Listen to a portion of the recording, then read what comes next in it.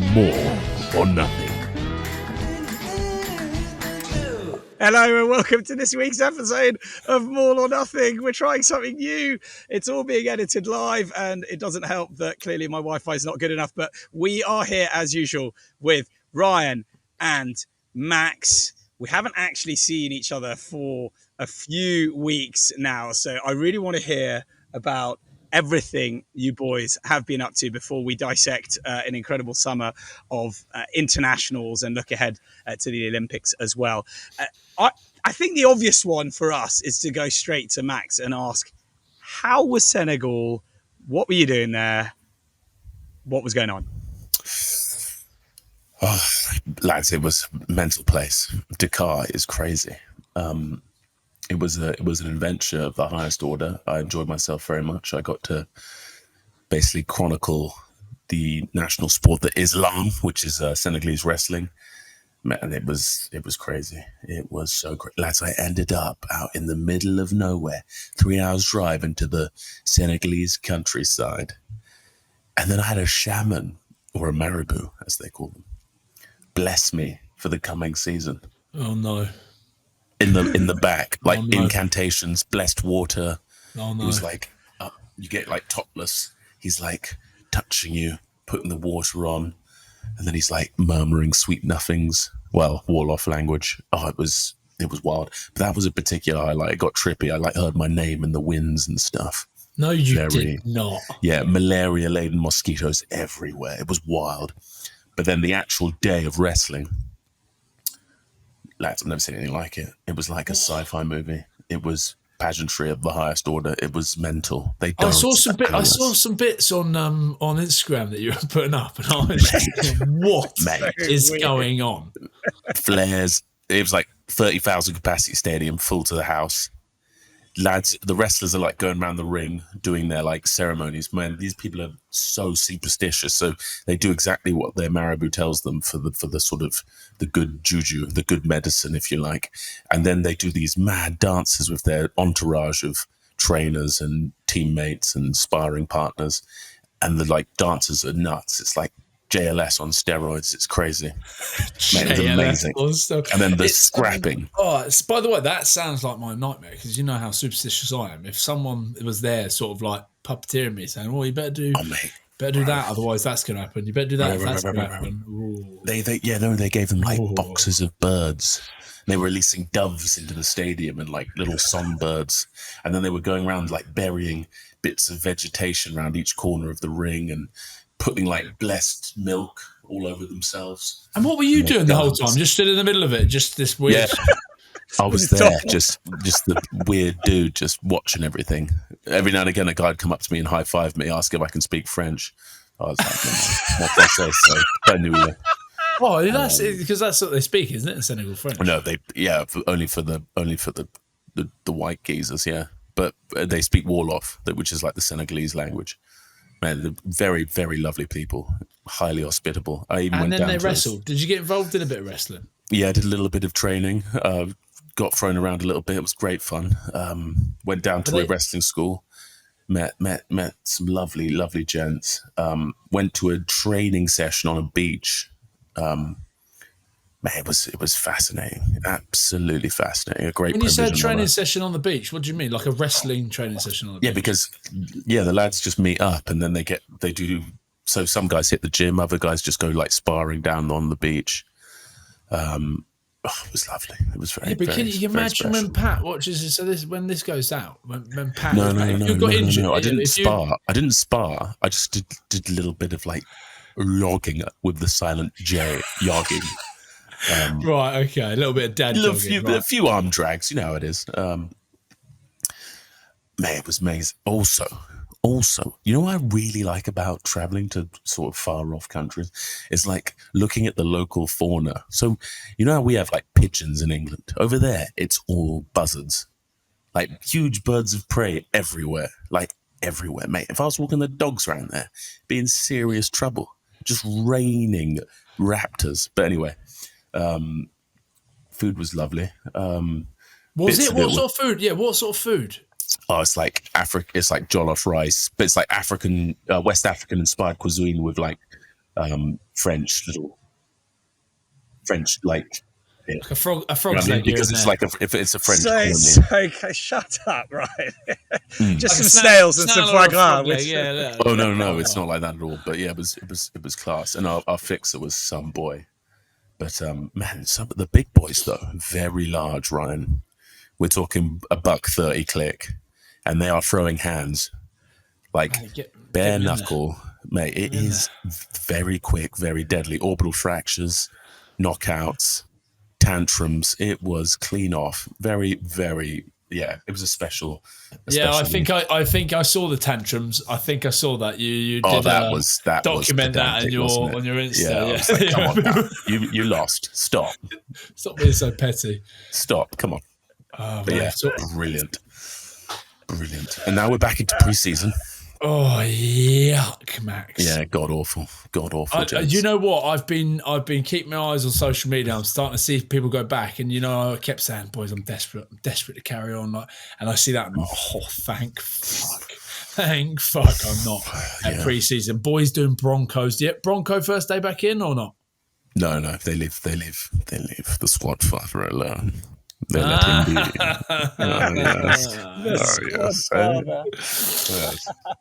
Oh, that's well. You have been wrestling in Senegal, so I think they'll take that as that was part of your pre-season jogging in Senegal. You imagine Pat finds out you've been jogging up and down the beach in Senegal in jean shorts. Jean shorts. You bad boy. Well, I tell you, talk about throwing tantrums, boys. I went on a lovely all-inclusive holiday, and I would rather have been wrestling in Senegal. It was the hardest 11 days of my life, all 4 kids, 2 rooms. It's hard work, boys. It wasn't a holiday. I need a holiday afterwards. Over to Abu Dhabi. Beautiful hotel. Cost me an absolute arm and a leg. I don't know how I'm going to pay that one off, but yeah, 4 children, 24/7. Oh my, I don't know how Bex does it. Why Abu Dhabi? Because it was 41 degrees and no one goes there, so it's really cheap. Oh, I see. Good. Remember, it's over there, UAE and like Dubai, and it was 40 degrees. It was fucking roasted. But to be fair, in the pool all day, the drinks list was pretty good, and it was all the good stuff. You know what I mean? It was like Corona and Peroni. It wasn't like it was the proper stuff. When you ordered a margarita, it was Cointreau and Patron. They were, like some of those all-inclusive jobs you go on, you drown yourself before you get drunk because you have to drink so much. But this was good stuff. So, yeah, the bar made up for it. It was hard graft, but I definitely needed a holiday after getting back from that, because even just taking 4 children on an aeroplane, Max, is hard work.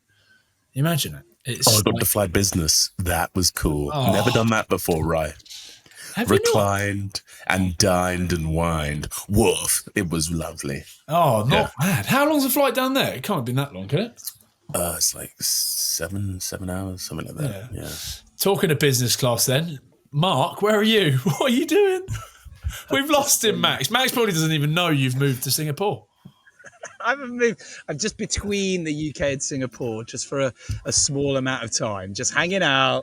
I'm just on the lovely island of Sentosa at the Sofitel, which is just over the bridge from Singapore, and it is absolutely lovely. And yeah, everyone settled, and I think our flight was a lot easier than your one, Ryan. We had with just the two kids rather than 4. But it is lovely. Business class? Yes. Business class? Yeah. I told you, Louise works very, very hard. Okay, so I'm not the one to say anything, but yeah, it was really nice, and I cannot wait for us to do when we obviously go on our way to the Lions. Next summer, or the Singapore, the Hong Kong Sevens, all those things we've got to get done, plus all of the interviews with the superstars in Japan. We'll check out our new place, which is sweet.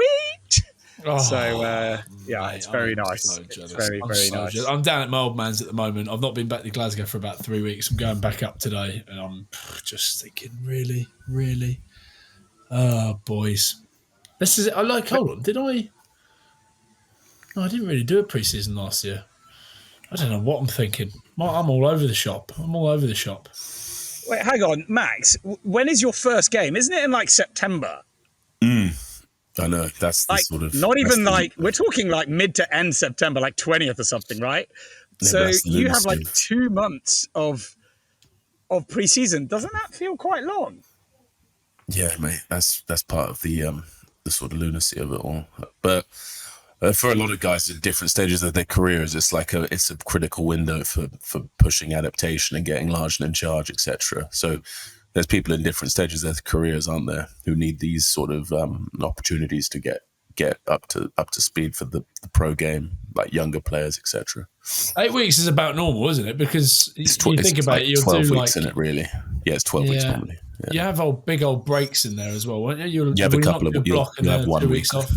Yeah, 2 weeks off here and there, like dotted around. But yeah, it's all pretty nuts. You're just running for days. You're lifting heavy tin. You're doing lots of sort of upskilling, meetings, technicals. It's the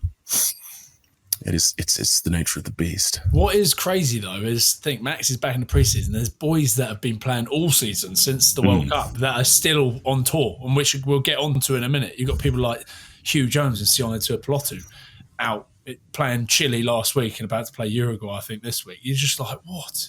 And they'll come back and probably only get 3 or 4 weeks off, and then they're back on the grind. It's just mental. Yeah, summer holidays, baby. Chile, Uruguay, USA, Canada. Woof. We going on to that, Mark?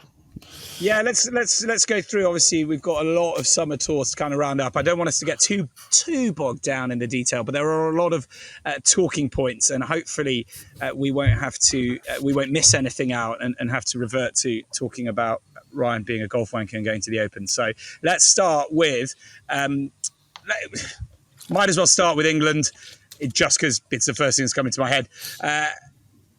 Again, Max, with you, let's be positive. I mean, they came very close to getting a result down against New Zealand in New Zealand, but perhaps they won't ever get a better chance than that. But how do you feel as an Englishman after watching those 2 Test matches? A better chance, you reckon? No, I think England were very good. I think they were very good. I think Steve Borthwick sort of continued where he left off with that Six Nations, that back half of the Six Nations. Mate, they look class. I think the scrum was slightly definitive. I think the All Blacks had the edge there, but they had De Groot and Terrell Lomax, and obviously they had Finn Baxter coming in, Joe Marley getting injured early.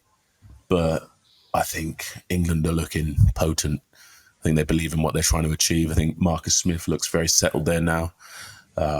Tommy Freeman, Faye Waboso looks like a success at international rugby.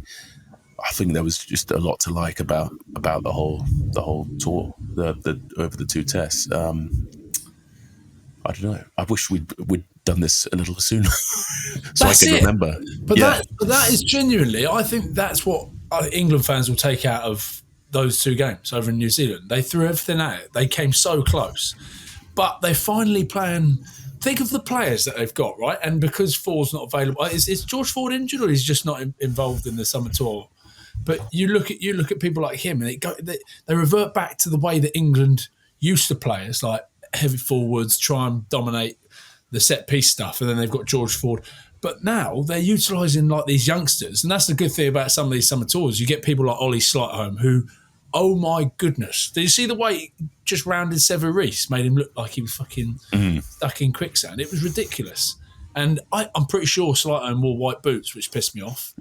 Oh, I'm not happy about that. He's ruined I reckon I think he might have heard that we weren't slagging them off. We were respecting them. But people like Ollie Slightholme getting a chance, the playmakers they've got, Finn Smith, like what an experience for him.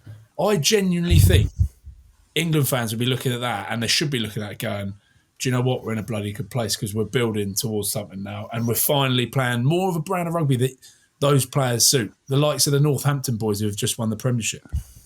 What's happened to me? Why am I so pro-England suddenly? God. I gave the option of like, are you feeling positive or an opportunity missed? I was just trying to throw an option for both of you. You were, but genuinely, that's what I see. Like, and don't get me wrong, I wanted the All Blacks to win, especially that one at Eden Park. You know, what was it? 30 years they hadn't lost at this the Eden Park of rugby, and it's always nice, it's almost romantic. You don't want those things to be broken. You don't want England to go over there and do the job on them there. And so I was very worried. They could have won that game. They're very close to winning it. But Max, if you're looking at that, and you're looking suddenly turning things around with Borthwick, you're going, yeah, we're on the right path there as an England fan. Absolutely, boss. Absolutely. Six Nations is going to be tasty this year. There's a few horses in this race this time, I think. It should be very, very interesting. And then, but like looking at the stock of some of those younger guys coming into the England setup, oh, mate, how good. Like Finn Baxter, unbelievable. I mean, he had a few tough scrums, but what a shift from the fella. Like, unbelievable work rate, serious industry off the ball. Faye Waboso obviously sort of brought club form to international rugby. He's done it rather seamlessly, to be honest. And then Tommy Freeman continues to excel. You've got Marcus Smith. Yeah, should be teaching at Hogwarts at the moment. He's magical. And then Chandler Cunningham South. He is a big fella, isn't he? Just aggressive, horrible. You could tell there was some serious sort of conviction behind him coming back to New Zealand after all his sort of education there and stuff. So, mate, I'm excited. It's tantalising. But then again, New Zealand were great to watch, weren't they? Oh, yes. There was some lovely bits. They still just play the aesthetic brand of the great game of tip and tap. I thought, Talea still.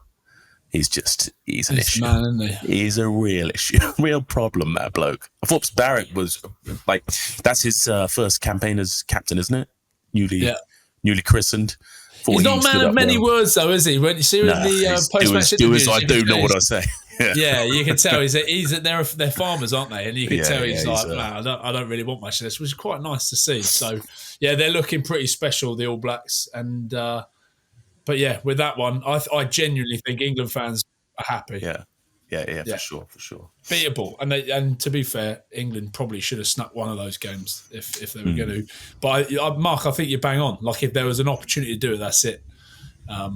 Because you don't get them that many. You don't get them that often. Like going over the tour in New Zealand, it doesn't happen that often. So a lot of those players will be kicking themselves, but they'll be all right. I've seen them all. They're all out in the piss now. They're all on their little holidays, on their jollies. Now, the good thing about summer tours, you could divert your flights on the way back and go wherever you fucking wanted, or stay where you were, so you get to enjoy a little gander. Yeah. Jealous. Worth mentioning just for England fans out there, just to give a bit more of that opportunity, the kind of positivity of, if you will, is the stat that I saw. So if you take So they played the top 4 teams in the world, right? They've played them this year. And if you take the first test, let's say, against New Zealand to help with my stat, England have scored 84 points and conceded 87. There's only a 3-point margin between their matches against Ireland, France, South Africa, and New Zealand. They beat Ireland by a point, lost to France by 2 points, lost to South Africa by a point, then lost to New Zealand by a point. So, and even if you add that last test match, it's only a 10-point difference. So close to toppling the best. Yeah, but a lot of international rugby is like that. A lot of international rugby is won by like 1 and 2 points. So I don't know whether that means anything. You've still got to win the big games, unless you're going to play Canada, USA, Chile, Uruguay. You've got to be putting more than that on them. But I don't know whether that means anything. You've got to win them. You've got to win them, boys. Yeah. And someone that did win one of them, we're moving over there. Yeah, just quick answer. Do you think, because they're so close to beating those teams by literally a point, can England be classed as one of the best teams in the world? But who is the best team in the world now? That's the ultimate question. There's no conclusive. There's no conclusive evidence that it's South Africa now. I'm just pleasing all my butchies that they're going to fly into the comments here. Oh, my butchie. Hey, you're only as good as your last game, right? You're only as good as your last game. Max, what are you doing to yourself? Create. Discourse. Yeah, no, true though. You are, but... And fair play to Ireland, but I suppose, like, you look at the World Cups, that's where you find out who is the greatest. But every 4 like years. Yeah, but okay, let's talk about this. So they build towards. So for cycles, 4 years, you can be average, let's say, and then for 1 year you can be good, and then therefore you're the best. Is that Test rugby? You look at the great rankings. AB's team, the great Richie McCaw and DC. There's the rankings. Yeah. I mean, they're at the top in the rankings as well. So okay, fine, they're the best. Fine. I would say they're the best. But all I'm saying is the greatest team in my memory of the professional era is the team we all know and love. That team, McCaw, Carter, Manu, Conrad. That lot were weird. They were scary, but they were always good, Ryan. Yeah. A test match was a test match. It could have been a World Cup final to them. Every test match was like that to them. No, you're bang on. That would just be my argument. No. Yeah, no, it's a good point, Max. It's a good point. But 4 years to have a sleep for a little bit is a bit long, isn't it, in rugby? Yeah. Yeah. And don't forget how bad South Africa were before the 2019 World Cup, where they were literally in pieces until the big man picked them up. And, anyway, it's an interesting. It's food for thought. Like we say, chuck it in the comments below. Let us know, because I know what's coming. I know what's coming. So yeah. A shitstorm of yummy fucking hell.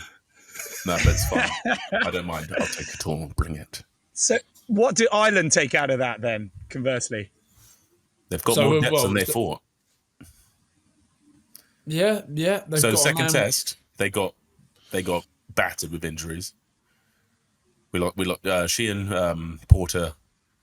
Who else? A few boys went down. That first test, South Africa beat the brakes off them in the contact, despite the scoreline. Lost a few men, and then Frawley comes through, clutch Frawley, who huge Cahonas, the most massive testicles that ever existed on a man. In that environment. Like the context of that game, huge minerals. Well, not only that, drop goal into that. Woof! I'm Kieran Frawley. I'm him. And you think of that? Was it Champions Cup final when we were there? When he missed that one? So when he had failed in the Champions Cup final when we were there that day, we don't remember it because we had far too many beers. But we were doing looking back at it, up in the street, weren't we? We were pulling Mark out of bins at that point. But it's actually true. Do you know what I mean? He's missed that one in the Champions Cup final. That's going to have an effect on you, surely. But no, he pulls two out the bag in that game to win on the game, and it wasn't an easy one. The question is, was there a bit of blocking? Because I don't think there was. I don't think there was either. I think he's just held his line. I wish there was, because I wanted South Africa to win. But yeah, of course. Look at you. You're such a populist. No, that's not why. It's more because the Ireland team. You had enough, have you? You had enough of them. Yeah. Well, but it wasn't. It wasn't. Was it Doris that sort of really subtly just left elbow? Yeah. And people are looking back going, oh, look at this blocking. Like, that's clutching at straws. They did, to be fair, they deserved it, didn't they, Ireland? And yeah, the sweet retribution for Frawley off of the Champions Cup final indeed. But mate, what a couple of games that was. Everyone was just playing their best code. It was so much fun to watch. God. It was a proper test match, wasn't it? Oh, proper. Blood. It was lovely. Yeah. Blood, just gushing from everywhere. That's what you want to see. Eben was claret drenched. Yeah, he was horrible, wasn't he? But this is it, right? People go, make the game safer. I hate to see that. That is what people love to see. It's like you down in Senegal watching people beat the brains out of each other, Max. Absolutely. We won't go that far, but people do want to see that. They want to see claret spilling from the big man. They want to see boys just tearing into each other. They don't want to see croc rolls. I mean, they don't want croc rolls, but I don't mind the others. A quick word on our friend Malcolm Marx that we love. Apparently, it's not as bad. I mean, it is a leg break, but it's not as bad as. But again, well, he played on, didn't he? So it can't have been that bad. But there's some sort of a break somewhere. They reckon he's only out for a few weeks. I know when I first saw tibial fracture or something. Yeah, but yeah, you don't want to see them. You don't want to see the old croc rolls. They are brutal. But anything else. And what's crazy is they don't look. If someone from the outside came and watched a rugby match, and you see the way that Malcolm Marx gets rolled out there, it doesn't look that bad. Do you know what I mean? Compared to someone just smacking someone straight in the head. You look at both of those incidents and you go, oh, that's worse off. But actually, if you have an eye for the game, you look at that Malcolm Marx incident with, was it Doris again? It was Doris and Jack McCarthy. Yeah, and the way it was rolled out there, you just McCarthy, look at that and think, oof. So, and he's just added weight to it. It was a proper test match. That's what people want to see, and fair play to them. They went at it. They went toe to toe, and they've just announced, haven't they, that there's talks that they're going to rematch that game in Chicago, and we'll move on to America in a minute with some of the game that was played over there. But Ireland are going to play the All Blacks in Chicago again, Max. So there's a test for you. Next year. That would be very cool. I think that would because Ireland beat the All Blacks, didn't they? Last time they played them over there. Yeah, that was when the Ireland sort of thing was starting. That was when the narrative about Ireland was beginning, I think. Yeah, so that would be cool. But big win for Ireland over there, and a historic win, and they celebrated, didn't they? What do you think about that with Bundy Aki? Yeah, I enjoyed it. I got sent that a lot. You enjoy that, putting his name into the song? Oh. Do we know? What do we think? What, giving it Aki about yourself? You can't do that. Yeah, but you've got to get the boys to do it. You can't be putting your own name into songs. Surely not. That's not play on. That's like you, Max, after playing pretty well, right?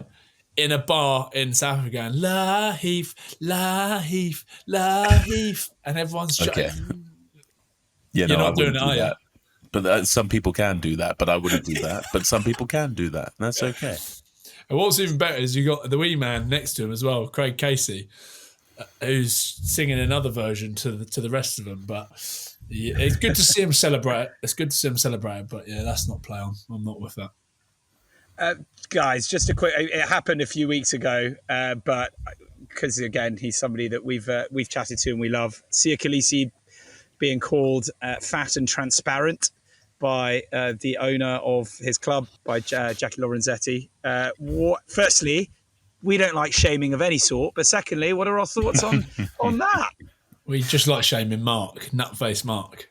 I think that was in the context of his debut season for Racing, where he was, let's say, slightly underwhelming considering what he's achieved and what he's done. And I think he put all of that sort of that narrative to bed with that first test. But playing for the Springboks in South Africa against Ireland is a slightly different kettle of fish to maybe going to somewhere like Racing. I don't know, but he was clearly very visible, very dynamic. He was the antithesis of fat and transparent in those tests. So you like the problem with the French are though they sign a back row and you know what they want. They want a big burly ball carrier that's going to like do big moments in games. That's not what Sia Khaleesi is.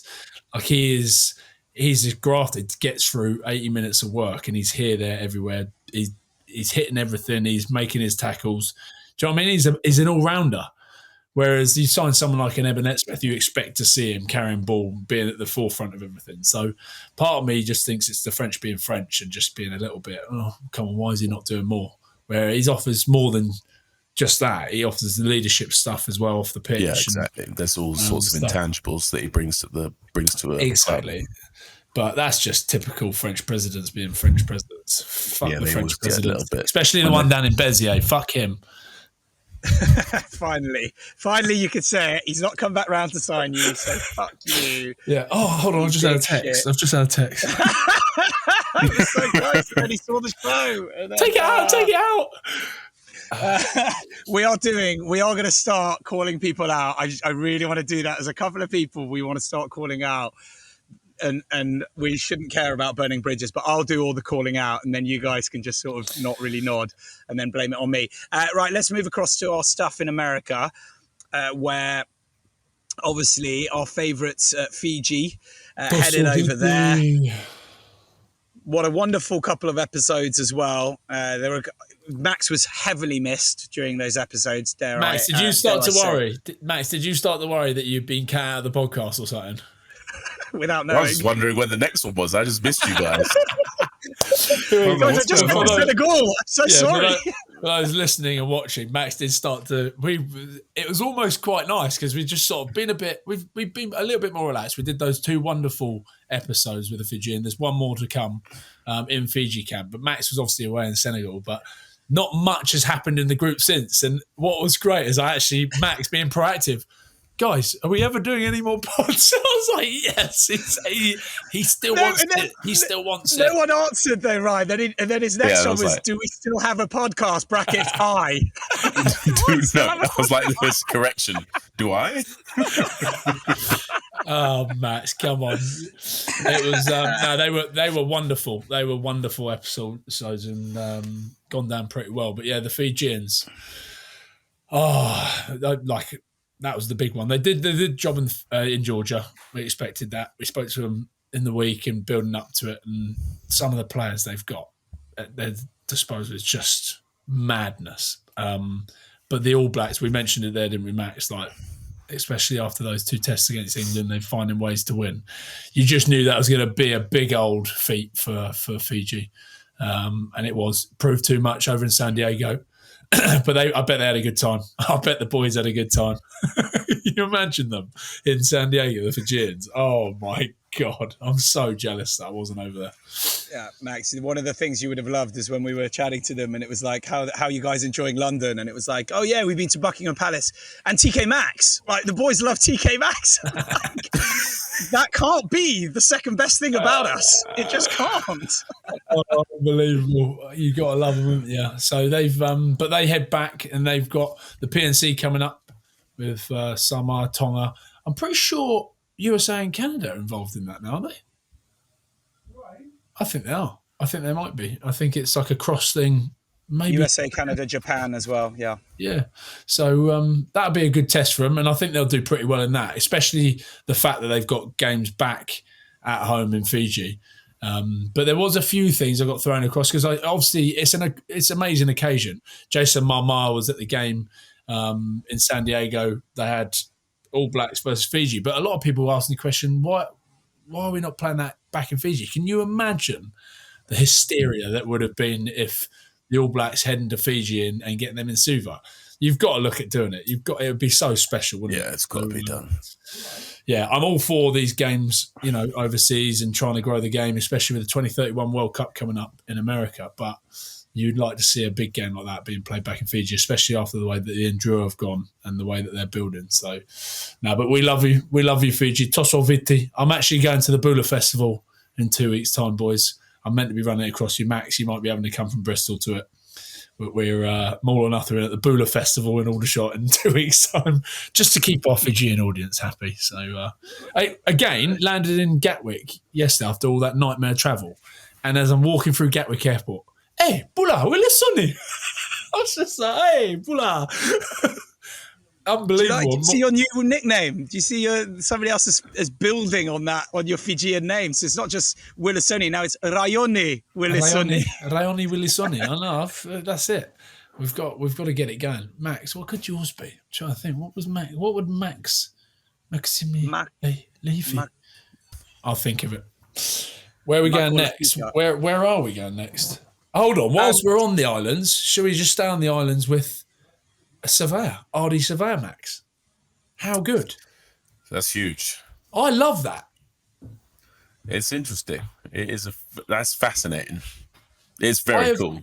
That is a man that is. You see all the stuff that came out about it as well, and obviously he's turned down a huge opportunity in New Zealand, but that's a man that is going with his heart, not with his head, because I'm guessing the money's nowhere near it, but he's going with his heart. He wants to go back to the islands and give back. That I absolutely love. And like, even when we were speaking to some of the boys, like Frank Lamani Marquet, they were saying, all the offers that are coming in from overseas and the money that's getting thrown at them, they want to do something special for the Fijian and Drew and play in front of their home fans and stuff. So for him, he's obviously got a connection back there.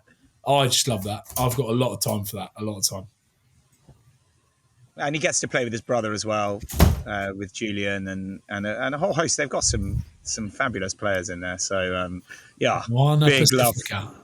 Big love for that. I was looking at their squad earlier. They've got an English Tom Savage. Have you ever come across him, Max? Oh yeah. Or Ryan? Many Yeah. times. He's playing for Moana Pacifica. Awesome. He used to be a Gloucester. He used to be captain of Gloucester. Legend of a bloke. Top man. But I think that's so good for some of these teams because obviously they probably haven't got the money, the infrastructure that some of the other teams have got. But it's a good way to encourage more players to do it. You want to keep growing that sort of stuff, don't you? Especially like spending time with those boys at the Drua. I think I love it. And it's not just for a season, is it? I think it's 2 or 3 seasons. Am I right? It's two seasons. Short. Yeah. Good on him. Tana Umunga is involved there, right? I don't know. Is he? Yeah. Tana Umunga is involved there. Because he's still... Yeah, he's how old is Ardy? So he's a similar age to me, 30. Look at that. It's so David Brent, early 30s. Plenty to give the game. And it's just like you haven't seen many other examples of something like that. I can't think of any. It's pretty special. Has he done France? Yeah. Has he done France? He played in France? No, I think he's only played over in Japan. So Japan, and he was Hurricanes, wasn't he? Hurricanes. Yeah, so, Wellington Lions, Hurricanes. Kobe Steelers. I've got a lot of time for that. Boys, we're going to take this opportunity here to give a big shout out to the one and only, the sponsors that have been with us all the way. Wolf Craig Distillers. You can look at this. Look at this over there. You can scan that, I'm guessing, with your iPhone. Wow. And head over to wolfcraig.com. Max, you can say it because I've just said it for you. Give it one more. Wolfcraig.com. Or say scan the QR code in that. Or scan the QR code now. And you can head over there, pick up a beautiful bottle of gin, whiskey, whatever you want, or join the More or Nothing Wolf Pack. You can go on there and find it. But big thank you to Wolf Craig Distillers for the continued support. Legends. Beautiful. Look at that. That live editing is absolutely... I am semied up in Singapore right now. I'm by the pool. Actually. Yeah, you probably shouldn't shout that. So, and just for people watching and listening, also, this is now a new platform that we're using. Live editing is going on right now, so we've got to be careful what we say, but there is an opportunity for people to come and watch this live as well. So we can start setting times, which will be really interesting because you imagine we set a time and say we're on at 7:30 for people to come and tune in live and watch. So if you would like that, comment below in the subscription bit, whatever it is on YouTube. But can you imagine doing that at 7:30 and then Max turning up late? Yeah, it's just us. It's just you and I, Ryan, chatting to loads of other people. If it was live, we'd be on time. That's what you just said. I don't value your time that much. Unbelievable. Wait, who were we with, Ryan, where it was like Max was like, yeah, all right, guys, did like 5 minutes, was like, right, peace out, walked out. And it was like, okay, Ryan and I'll just continue with, who were we with? We had a player on and you just went off. Who the fuck? Andre Esterhuizen. Yeah. Big Dre. Okay. Bye. Right, boys, let's run through now to a word on Wales. Again, I'm going to go positive because I'm incredibly biased. That's the one team you should be pessimistic about, but keep going. No, because we got our first win of 2024, and it doesn't matter that we waited for the 79th minute of the 201st day of the year against a second-string Wallaby-less Queensland Reds team. I couldn't believe people were actually putting that out there as first win of the... I was like, you can't put that down as an international win if it's against a club team. And then, but people actually fighting for it, going, no. The Lions struggled against this. I don't know, Max. Tell me, who should win? An international team that throw a lot of different players together. I suppose there's a genuine point here. Throw the best of their country together, or a club team that are cohesive and bonded by spending 5 years together constantly every day. I think, rather than get thrown together for 3 weeks. I think that's a highly subjective question based on the country and the club involved. That's what I'd say. Okay. Yeah. But in this particular case, I'd say yes. I think. I don't know. I think Wales were in a dark spot, so I think any sort of morale boosting, any kind of victory was needed at this point. Right, okay, let's throw this one out there then. What club team at the moment could beat Scotland, let's say? Toulouse. Toulouse. Would Toulouse beat the All Blacks? I think they'd give them a good game. Potentially, I could see something funky happening in a sort of 3-game series. We've pissed off all of our Kiwi fans, all our Scottish fans. Anyone else that Toulouse could beat? No, I'm not saying they'd win. I'm just saying it would be. I think it would be very. I think. I'm with you. I agree. Yeah, I think if you pitch the best in the world, because there was something else that went out the other day about look at Toulouse, Glasgow winning the ORC, Northampton winning the Premiership, and who won the who won the Super 15? The Super Pacifica. It was Crusaders. No, Blues won it. Blues. Of course they did, yeah. Who, if you put all those 4, that'd be quite cool to see. At the end of a season, put those 4 into a tournament, play that somewhere, and see who comes out on top of that, to see who is the best club team in the world. That would be pretty cool to see that happen. I can't even remember what we were on there. We're talking about Wales and Australia.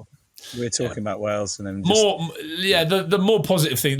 Wales, not sure you take too much positivity out of that, Mark, but Australia you can. Schmidty has turned it around, hasn't he? Schmidty magic, yeah. They look good. What do you say? You can't. Hang on. They've won. I'm just more like they've won. Yeah, that's fine. And obviously, we want and love Australia to be stronger, the Wallabies to have that sort of rebirth, and a 2,000 Wallabies right now would be the best thing ever, particularly with the Lions touring next year. But you can't say that Wales are dreadful and then praise Australia for winning that convincingly against Wales. I think Wales showed some signs of growth. 100%. I think Dowie Lake was unbelievable. Wainwright in that first test, incredible. Metronome as always. Liam Williams, absolutely class. But Lake in particular was monstrous. He is fully horrible. He's a serious problem. His yards after contact were outstanding, and carries that he should never be getting forward on. And then seeing Chris Chunja back was class. He's looking very, very big. He's looking like he's been on the high protein diet and a lot of resistance training, looking very, very healthy. Australia, on the other hand, Rob Valentini, there's a case to be made. He's looking particularly world-classy vibes. He's very good. He was amazing. I think Taniela Tupou, as always, probably the most freakish athlete in the game today. But can his ticker play more than sort of a half effectively? That's the sort of questions that need to be asked around him, because as a player, if you can get that man fit, I believe Australia have someone who is almost unplayable in some facets of the game. The scrum as well, the Aussie scrum. I thought Archie Griffin, though, the young man from Bath, on his test debut, I heard it was his first start in professional rugby against the Wallabies away, and I think you're right. A very good account of himself. He was class. I think they've got someone they can build something around there for a while. But yeah, Taniela Tupou, oh my God, oh my scrum, oh my tight head seam, horrendous. He literally just goes one way. Try and stop me if you can, boys. Was there chat of him going over to Leinster? Did I hear that? Yes, I heard that. I heard the mere whisperings, but they decided on RG, I'm ginormous and freakish Schneeman and Barrett, who can play everywhere across the back line. Very, very canny foxes indeed. But hey guys, a quick shout out to Tupou though, because he continues to be our breadwinner. I know. Literally on Instagram, it keeps going. We've gone well over the $1 million hits views on Insta on his. We've gone well over the 110k views on the shorts on YouTube. Do head to our YouTube channel though, at Maul or Nothing. It's the Tongan. Do subscribe. The Tongan Aussie accent, and then just the timing as he just completely nails it. Beautiful. It was very. We love you. Beautiful comedy. No, thank you, mate. Good comedy. You are a gift that keeps giving for the Maul or Nothing show. But okay, so Tom Wright as well. Oh my, class! Great individual try. That was very special. It's great to see him back in the Wallaby setup. I thought he was very, very good. But yeah, bottom line is Smitty's he's done something good there. He's building something nice. Fabulous. One line, please, Ryan, on this, because I'm pretty sure people have had their say over on social media. What do Scotland learn from playing mini matches against teams that are perhaps not quite at that level? Not a huge amount. I think it's been a really weird one. You look at what everyone else is doing, and you look at Scotland going over there, and I don't know, they obviously wrote Canada off, and then USA wasn't that convincing, and then Chile, like 30 to 40 minutes in, they still hadn't put a massive score on them. You were looking at it going, oh, hold on. Although, to be fair to Chile, and good on them, it was a pretty awesome crowd. So it was quite cool to see that in terms of growing the game and rugby and the way that they love it. They love it, the Chileans, apparently. So, but yeah, one more in Uruguay, and you're just going, I don't know, what are Scotland learning from it? Not much. They're just getting a lot of youngsters out there. But, you know, it is an opportunity for youngsters to play.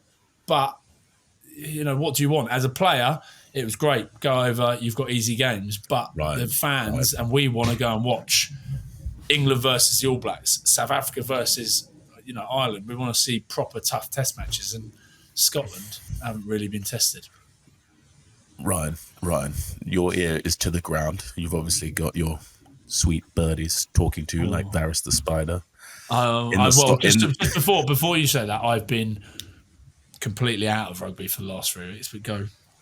Okay, but anyway. Yeah, I'll go on. Divulge. Oh no, it's the Scottish hedonism that's going on that summer holiday. Are they constantly hungover in their games? I thought you were going with something else, but all right, that's good. Good.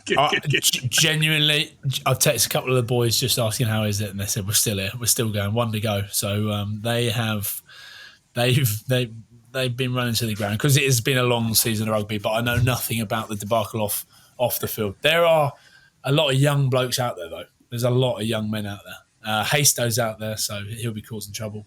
No, cannot confirm. Haven't really spoken to many of the boys. Okay, you keep your secret, man. No, I'm not. I promise. I'll tell you what I'll do. I'll go and find out for you today, and I'll let you know. I'll let you know in the group, but I won't throw anyone out under the bus on here. But yeah, there could be a hint of that, couldn't there? There could be a hint of that. Oh my god, a hint of it. Oh.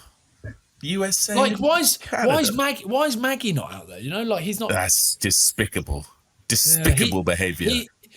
Like you're looking at people to have another opportunity to sort of show what they can do in an international jersey. He should be someone that should. So what has he done? What has he done? What has he done to Tooney, guys? There must be something, right? Because there is just no way you can be playing that well for Bristol and not get a look.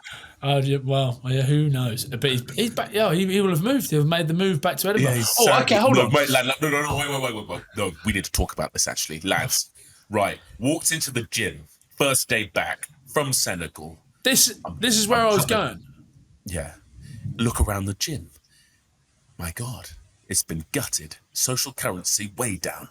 I'm split by multiple generations as the new young boys are in. Yes. They've all sort of got weird hair and talk strangely. And I'm like, I've got nothing in common with these young gentlemen. And I'm looking around for Magnus to get weird with, and he wasn't there. And I was like this. And then the Mad World came on in my head. Mad world, all around me are familiar. I was so sad, like so melancholic. It wasn't just him, though. I lost like DT, Ed Holmes, another big bag of comedic autism. He was like a great giant Labrador of vibes. Lost him as well. That's what I was going to say. Yeah, but how's it been? Because it's always so weird, especially when you're getting to where you are in your life. Like the younger boys coming in, starting to take over a bit. You know, maybe someone will sit in your chair right at the back that you often swoop in 5 minutes late to. Like what? How is it? Has it been? Yeah, is there many new boys? There's a lot of new boys, a lot of young faces. Have you had any teaching on the? You know, this is how it's done. Actually, boys, I'm afraid this is how it's done. No, I'm not like you, Ryan. I don't sort of bathe. I'm not sure why I made a backhand. Why are you backhanding everything? No, I don't believe in that sort of draconic hierarchy where we keep the young men down and character building lessons. But respect is respect. But anyway, they're fine. They're fine. Absolutely fine. It's just a little sad, you know? You realise you're a bit more of a dinosaur as the seasons go by. Another one and another one. And then you're so separating by so far. Now there's people, I'm like over 15 years older than some of the guys coming in. So then you're like a fossil. Oh, but anyway, it is what it is. Yeah, sorry, we've gone back onto that. Sorry, gents. Oh, boys. Can we now, although talking about the younger ones, just a quick word on England's under-20 win at the World Cup. Max, there's a couple of guys, I think, in that squad from, is it Joe Jenkins and I thought there was one more, maybe James Halliwell. Max doesn't know their names. He doesn't know He doesn't know any of them, does he? No, He's so far removed. Jenko's with us at the moment. Yeah, Jimmy Halliwell's down there, the big tight head, big syndrome. He is, he's the man. I'm expecting big things from this season. I think he'll step up. He scored a lovely little try, actually. Little line break off a tip. Mate, he's a real handful. Huge, airy and juggernaut of a bloke. But yeah, I think England age group rugby is in a good place. But there's a lot of guys in that team who are going to be playing next season in the Prem. I believe there's sort of a few guys there who are ready to make that step up. There was a thing that went out earlier, and it was like all the previous under-20s teams that have won the under-20s championship, and some of the names in there, you just look at them and they're all playing now, like Jack Knowles, Slades, Maritoje, and it's crazy the amount. There's probably like, in every group that's won it, there's probably about 5 or 6 that you won't have ever heard of, and the rest of them pretty much make it. So that is a formidable team that will go forward, and you'll be hearing those names a little more often, let's just say, over the next few years. Fabulous. Our final little piece, guys, a word on the Olympics. Very exciting. And, of course, you know, it's not quite the world order at the moment because France could have their crown and glory with Dupont. Fiji perhaps looking to rediscover their previous Olympic heights because they're not as good as they have been, but have added some fabulous players that we like. And it's New Zealand, the dominant side, with the Aussies not far behind. What are we expecting? Oh, the Fijians always step up, don't they, Olympics time? So I'm hoping that the boys from Viti can pull it through and do a job. Under Kalini Sau, he's come in. He's not had long, has he, to prepare them, but you know that they can pull anything out of the bag come Olympic time. So all my hope is going towards the Fijians. But I can see France. Since Dupont's been involved. They've won a few tournaments and they're looking pretty special. And it would almost be the fairy tale ending for his season, wouldn't it? Dupont to win top 14, a Champions Cup, and then just let's just chuck an Olympic gold medal on the end of that. So it'll be interesting to see. It all starts this weekend, doesn't it? It's coming up thick and fast before the actual ceremony. Am I right? Are they starting the Olympic Sevens before the ceremony? Yeah, there's a few things that start before. Never knew that. Never knew that. Well, they have to get through a few more other things, but yeah, I can't believe you've turned it down, guys. Going, you know. Sorry, I can't go. Golf takes over again. I'm to live golf this weekend, so going along to that. That's it. Max, I am a golf. If you want to go, Max, there's still some tickets. Okay, well, on that fabulous positive note, it's time to say goodbye to Ryan and Max. We do also have a wonderful Fijian episode with Ryan Wilson. You can do the pronunciation that I completely got wrong. We'll just say Big Timo and obviously Weiss Nivai level. Those boys are coming out next week. So keep your eyes peeled for that on the YouTube channel and obviously wherever you listen to your podcasts.